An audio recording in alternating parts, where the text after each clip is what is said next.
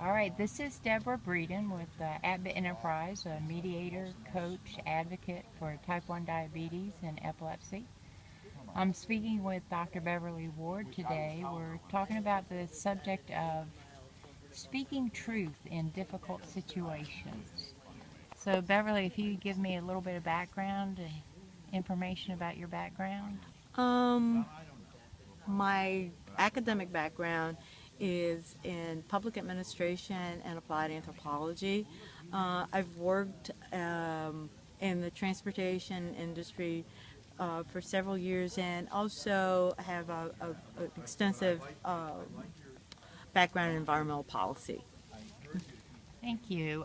The topic that we're talking about is in a challenging situation, difficult situation, speaking truth in those circumstances. Can you call to mind an event that stands out? Just a simple, brief event. Um, I worked in a unit at a university, and I was probably the senior most person of color in the unit, and a number of other people of color came to me concerned about some of their treatment within the unit.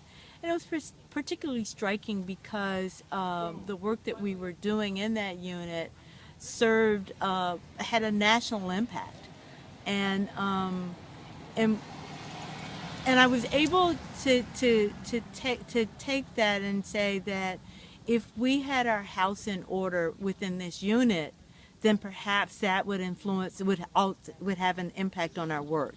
Because if we, charity begins at home. If you can't treat your own staff well, then how can you apply what you're trying to do?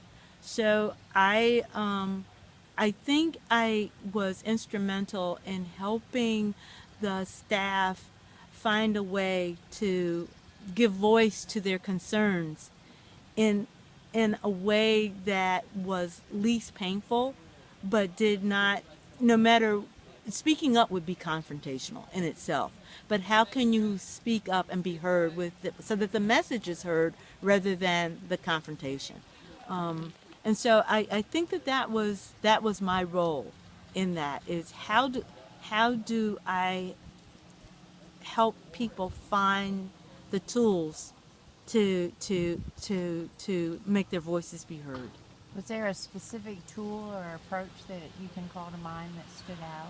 Um, there were several, and what I'm most happy about is that I think I worked with people, individual staff members, to identify their own skills, so that, and to see that the problem was many faceted, and that they had a voice in this. They had a role to play, and that when we brought it all together, that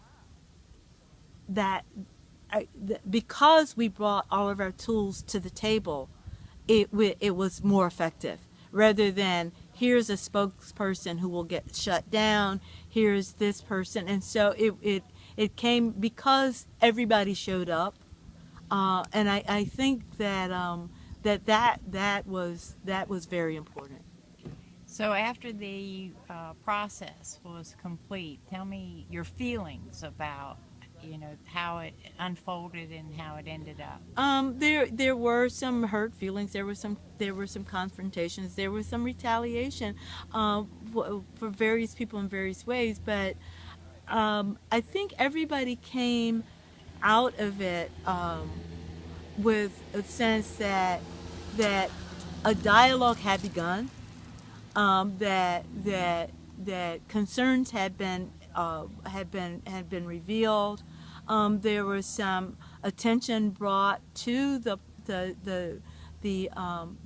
concerns that were outside the unit, so there were other eyes on it, which was important, so that it couldn't just be this internal thing that was squashed.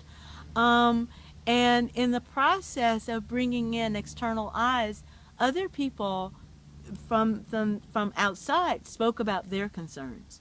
And so it wasn't like an immediate kumbaya moment, but it was in terms of a way to